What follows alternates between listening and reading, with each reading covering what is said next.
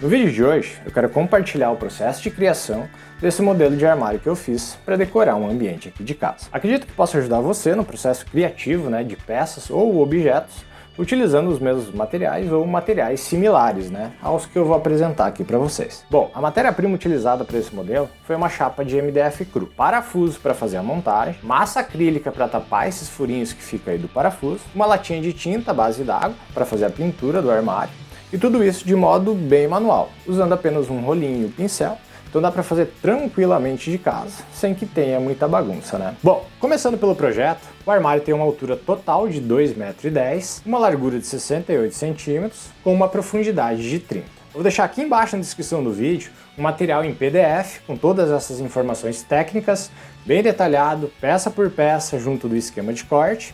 Daí você pode baixar e analisar tudo isso com mais calma. E aqui no vídeo a gente segue focando mais nessa parte operacional de criação do armário. Então assim, sob o plano de corte, a gente tem essas duas laterais, que são as peças maiores aqui do conjunto, mais dois tampos, um em cima e outro embaixo, para fechar esse esquadro do retângulo. E aqui no meio eu dividi esse espaço entre 4 prateleiras. E usei um fundo que vai deixar bem travada toda essa estrutura. E para fechar, na parte de baixo, vem uma base que é um pouquinho maior que a medida total de largura e profundidade, garantindo assim, ao meu ver, uma melhor estabilidade. Eu vou dividir a chapa do MDF primeiro em 3 partes. Nessa ponta do lado esquerdo eu consigo fazer as prateleiras e os tampos da base. Já na parte aqui de baixo eu consigo fazer as duas peças grandes que fazem as laterais, mais uma prateleira e demais pecinhas que compõem ali a estrutura da parte de baixo da base do armário.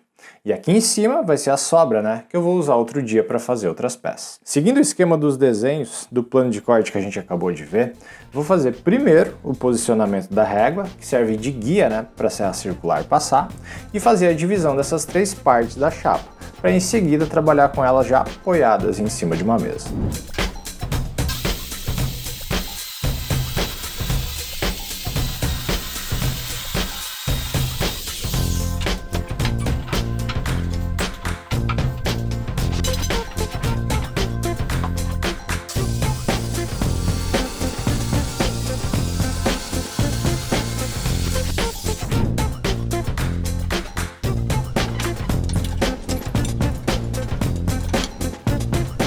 Ok, depois de feito esse primeiro desmembramento na chapa grande, já fica melhor o manuseio dessas peças e já dá para trabalhar apoiando elas em cima de uma mesa.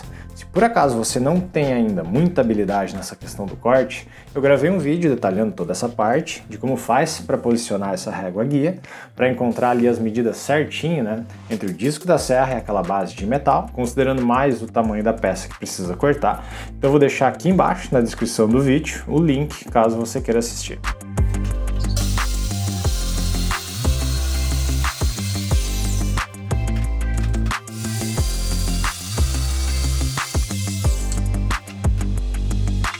Como essa parte de corte é um pouco repetida, o que vai mudando apenas é o tamanho de cada peça, eu não vou ficar falando muito aqui nessa parte, porque é só seguir o modelo de desenho ali do plano de corte.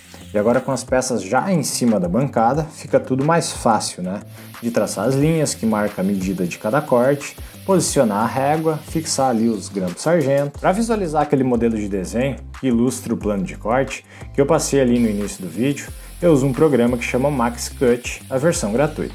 Também tem um vídeo que eu gravei já faz um tempo, mostrando como que instala e como que faz as configurações iniciais para poder extrair um modo visual dessas peças que a gente faz lá no programa de modelagem.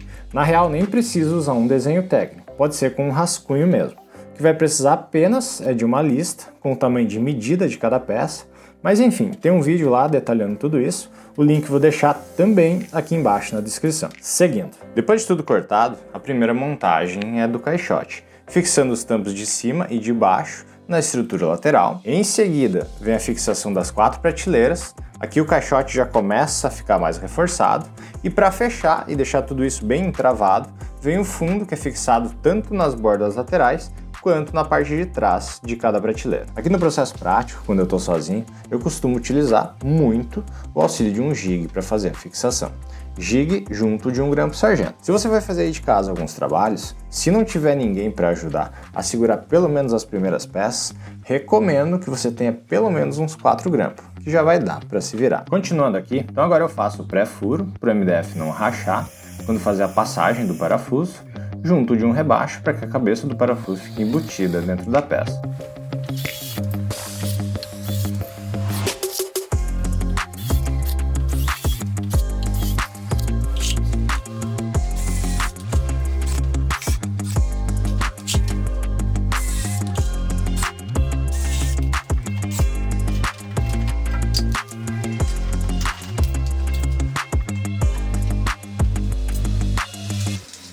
Na fixação das divisórias, primeiro eu faço a marcação de altura, onde vai ficar posicionada a primeira prateleira, e com um pedacinho de sarrafo, junto de um grampo, já tem um apoio que serve de calço para colocar em cima a prateleira. Bom, daí faz o mesmo ali pro outro lado, né? Traçando a linha e colocando um sarrafinho de madeira. Muitas vezes dá para usar esses pedacinhos que vai sobrando aí do plano de corte. Consequentemente, depois da fixação de cada prateleira, repete o processo até que se complete toda essa área do espaço interno do caixote. Para não correr o risco de errar no furo da borda da prateleira, melhor fazer uma linha indicando, né, onde precisa fazer o furo de passagem.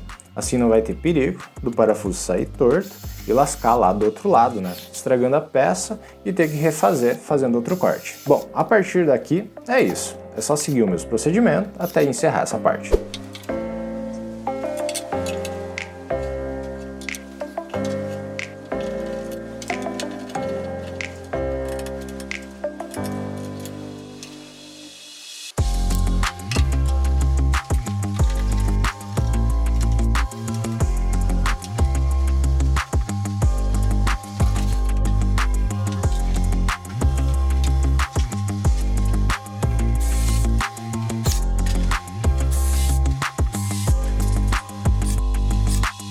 Nessa última parte da montagem, para fixar o fundo agora é simples. Apesar de ter deitado o caixote, esse processo também daria para fazer com a estrutura assim, como ela estava em pé. Mas como não é uma peça muito pesada, é tranquilo de fazer a movimentação dessa peça. Sobre a colocação de fundo nas estruturas aí de mobília, existem opiniões diversas, né, sobre usar e não usar. Então assim, sempre que for fixar uma peça de fundo, seja numa bancada de cozinha, armário ou roupeiro, esse fundo vai deixar a estrutura sempre mais reforçada, independente da medida de espessura que vai estar usando. E o mais comum que eu vejo por aí são as espessuras de 3 e 6 milímetros. Caso você opte por não usar, às vezes, dependendo de como foi construída a estrutura interna, pode ser que não fique bem reforçado e ela fique meio molenga. Se isso acontecer, daí você vai precisar fazer algum tipo de reforço, seja usando uma espécie de ripa ou travessa que faça esse travamento, ou fixando a parte estrutural numa parede usando cantoneira. Na verdade, não tem certo ou errado, é apenas uma questão de reforço. Bom, continuando a montagem, vem a última peça, que é a base de baixo. Antes de colocar os parafusos, eu fixei essas pecinhas embaixo do tampo, usando cola instantânea. É mais uma opção de auxílio nesse processo de montagem, mas o que vai segurar mesmo são os parafusos. Até vou dar uma acelerada aqui nessa parte, porque o que eu queria mostrar mesmo, em mais detalhes, para ajudar você que busca informações técnicas de montagem e processos que envolvem essa parte de criação dos móveis, de modo assim mais caseiro, era aquela parte lá no início, sobre a montagem do caixote, que são aquelas peças um pouco maiores, e aqui como são pecinhas, já é mais tranquilo de se fazer. Bom, concluída a montagem, partimos agora para fazer a preparação de pintura. Eu vou usar para tapar os furinhos do parafuso massa acrílica.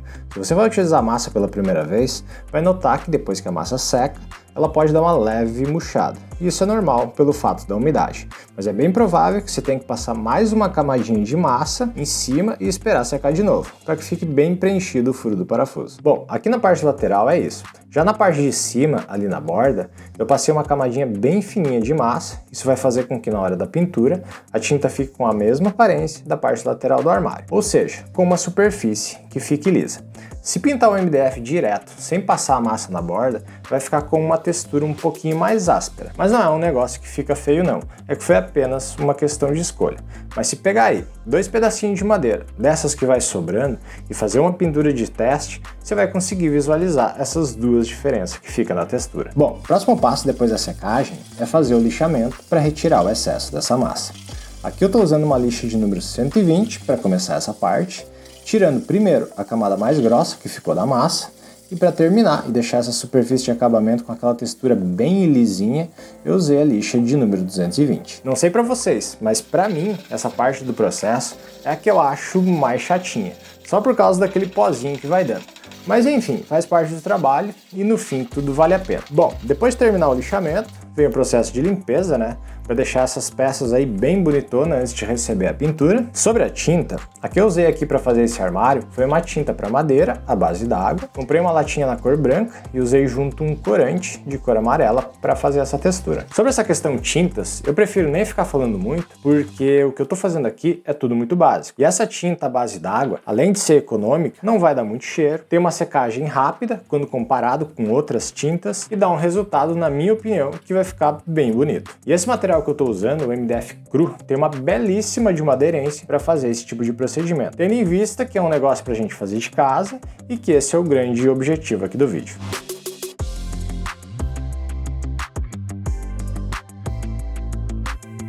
Depois da primeira mão de tinta, que foi esse fundo branco, vem a outra camada para fazer a textura final. Acabei por aproveitando essa mesma tinta branca para tingir com esse corante de cor amarela. Bom, e a partir daqui já não tem mais muito segredo. Uso o pincel para fazer os cantinhos e o rolo para as demais partes da superfície. Sobre a aplicação da tinta, eu usei primeiro uma camada de tinta branca para fazer um fundo, em seguida mais 3 camadas dessa textura final, ou seja, 3 demão dessa cor amarela, e essa quantidade de vezes para passar a tinta vai depender do resultado que você queira obter. Às vezes pode ser mais e às vezes pode ser menos. Enfim, não tem uma regra geral para esse tipo de aplicação.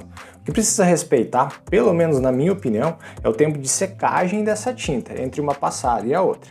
Isso vai depender também do fator clima, né? Se tiver um dia um pouco mais quente, seca mais rápido. E se tiver um dia um pouco mais úmido, demora um pouco mais. Só que todas essas informações que servem de referência, seja a quantidade de água para diluir e o tempo de secagem entre as demãos, você vai encontrar toda essa descrição ali nas informações técnicas de cada latinha. E isso pode variar entre uma marca e a outra. E para encerrar esse processo aqui do armário, vem a base de baixo, que para não ficar direto ali no chão, eu coloquei esses pezinhos, que na real é o nome correto, se for comprar, você tem que pedir aí por sapata. É esse botão que vem junto um preguinho ali na ponta e é super simples de fazer a fixação. E para fazer a união entre uma peça e a outra, eu usei parafuso ali pela parte de baixo. Assim vai ficar tudo escondido, né, esse sistema de fixação. Bom, é isso. Espero que tenha lhe ajudado com ideias sobre como fazer esse processo de fabricar algum tipo de mobília, usando aí ferramentas manuais e elétricas, né, mas que são portáteis. Para quem costuma inventar coisas aí de casa, acredito que possa vir a ser útil. Bom, vou ficando por aqui e até uma próxima. Tchau!